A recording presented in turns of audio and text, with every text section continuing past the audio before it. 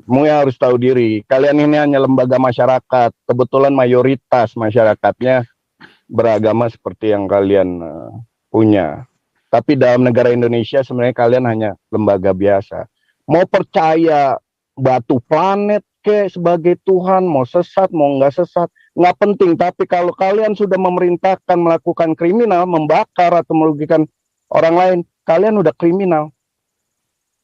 Jangan lupa itu, jangan karena banyak masa turun seakan-akan kalian menang. Enggak, kalian sudah kriminal. Perilakunya sudah kriminal. Jadi hati-hati ke depan, dunia akan berputar berbalik.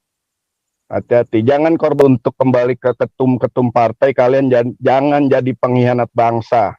Kalian punya kekuasaan, kalian punya pengikut, tapi kalian tidak melihat bagaimana Indonesia saat ini terpuruk. Kalian hanya berpesta pora. Dengan anggaran-anggaran yang kalian dapat, kalian menikmatinya semua.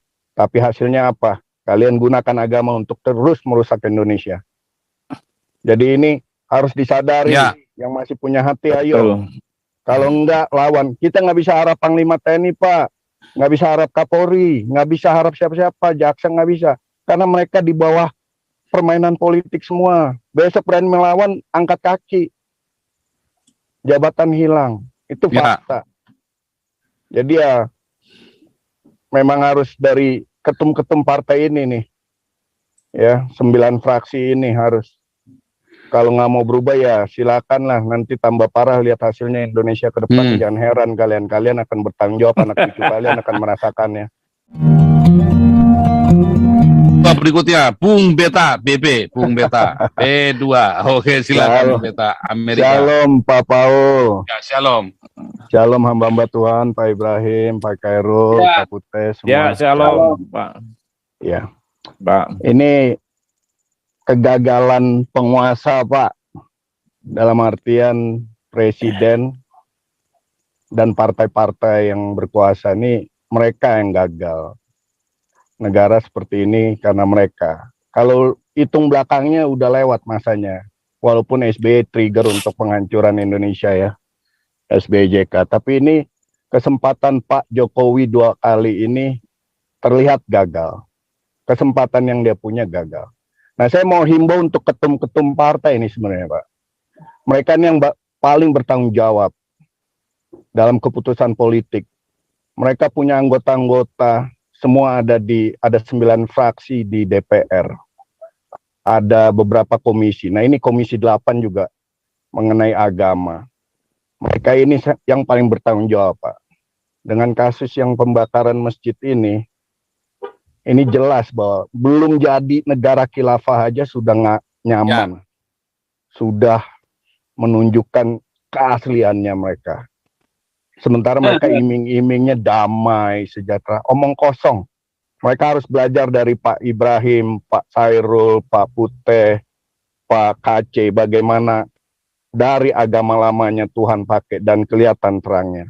Dan saya yakin banyak yang akan mengikuti jejak-jejak bapak-bapak ini. Nah, kesiapan kita yang lahir Kristen ini terlena. Bahkan kita nggak bisa lihat bahwa sebenarnya kita ini punya kesempatan banyak, tapi karena ketakutan, malah sekarang Tuhan pakai keledai yang diikat di luar Yerusalem untuk Tuhan pakai menunggangi, membuat orang mengenal Kristus. Ya, ini dari bapak-bapak ini. Jadi untuk kembali ke ketum-ketum partai, kalian jangan jadi pengkhianat bangsa. Kalian punya kekuasaan, kalian punya pengikut, tapi kalian tidak melihat bagaimana Indonesia saat ini terpuruk. Kalian hanya berpesta pora. Dengan anggaran-anggaran yang kalian dapat, kalian menikmatinya semua. Tapi hasilnya apa? Kalian gunakan agama untuk terus merusak Indonesia. Jadi ini harus disadari, yang masih punya hati, ayo. Kalau enggak, lawan. Kita nggak bisa harap Panglima TNI, Pak. Nggak bisa harap Kapolri. Nggak bisa harap siapa-siapa. Jaksa nggak bisa. Karena mereka di bawah permainan politik semua. Besok berani melawan, angkat kaki. Jabatan hilang. Itu fakta. Jadi ya memang harus dari ketum-ketum partai ini nih, ya 9 fraksi ini harus. Kalau nggak mau berubah ya silakanlah, nanti tambah parah lihat hasilnya Indonesia ke depan. Jangan heran kalian akan bertanggung jawab, anak cucu kalian akan merasakannya. Ya. Betul sekali, Gitu. betul sekali, Pak. Ya, Iya. karena komprominya akhirnya di daerah-daerah kita. Tadi saya baru ditanya ya, sama ini ya, waktu tadi ya, tadi saya ini kan lagi ini. Loh, Aceh itu jadinya syariah. Bingung mereka. Kok bisa di negara demokrasi ada syariah Islam, dia bilang. Loh, bukan cuma Aceh, semua kota-kota di Indonesia sekarang sudah banyak yang mengadopsi hukum syariah. Tambah kaget lagi dia. Iya. Ya, dan saya bilang itulah perjuangan saya melawan Iya. syariah Islam ini. Dan Itu mau himbau untuk MUI boleh Pak Paul? boleh yang keras teriaknya sekalian. Iya. Jangan cuma tahu dihimbau diri. doang. Iya, MUI harus tahu Domelin. diri. Iya, MUI harus tahu diri. Kalian ini hanya lembaga masyarakat. Kebetulan mayoritas masyarakatnya beragama seperti yang kalian punya. Tapi dalam negara Indonesia sebenarnya kalian hanya lembaga biasa. Mau percaya batu planet ke sebagai Tuhan, mau sesat, mau nggak sesat, nggak penting. Tapi kalau kalian sudah memerintahkan melakukan kriminal, membakar atau merugikan orang lain, kalian udah kriminal. Jangan lupa itu. Jangan karena banyak masa turun seakan-akan kalian menang. Enggak, kalian sudah kriminal.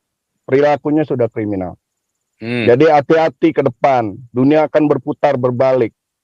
Hati-hati. Jangan korbankan masyarakat Indonesia hanya untuk kehausan kekuasaan kalian terus. Kita nggak tahu duit-duit halal haram yang kalian peroleh kemana. Mana duit-duit itu? Pertanggungjawabannya gimana?